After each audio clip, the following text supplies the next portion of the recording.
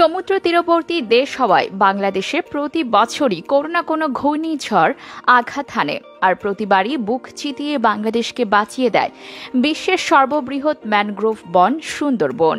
উপকূলকে এভাবে আগলে রাখায় সুন্দরবনকে বলা হয় বাংলাদেশের ফুসফুস। এই সুন্দরবনকে রক্ষার জন্য নানান কার্যক্রম হাতে নিয়েছে সরকার।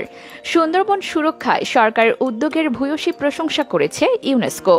সুন্দরবন ও জীববৈচিত্র্য সংরক্ষণের লক্ষ্যে 2030 সাল পর্যন্ত গাছ কাটা, ক্রয় বিক্রয়, ব্যবহার ও পরিবহন নিষিদ্ধ করেছে সরকার। সুন্দরবনের 53.52% রক্ষিত এলাকা হতে সকল ধরনের সম্পদ আহরণ নিষিদ্ধ করা হয়েছে।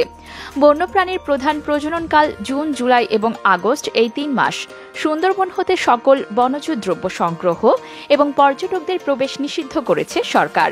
এছাড়া সুন্দরবনে স্মার্ট পেট্রোলিং ব্যবস্থা চালুর মাধ্যমে বিভিন্ন অপরাধ দমন, সুন্দরবনে বন্যপ্রাণীদের সুপেয় পানীয় জল সরবরাহের জন্য নতুন পুকুর খনন ও পুনঃখনন করা হয়েছে।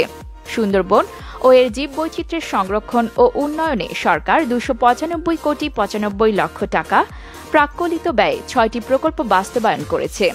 এর মধ্যে জলবায়ু পরিবর্তনের বিরূপ প্রভাব মোকাবেলা, বিজ্ঞানভিত্তিক বন ব্যবস্থাপনা ও উপকূলীয় এলাকায় সবুজ বেষ্টনী তৈরির কাজ চলমান রয়েছে, যা সুন্দরবনের শক্তিকে আরও বাড়িয়ে দেবে। এতে করে দেশের উপকূলকে রক্ষায় আরও বেশি ভূমিকা রাখতে পারবে সুন্দরবন।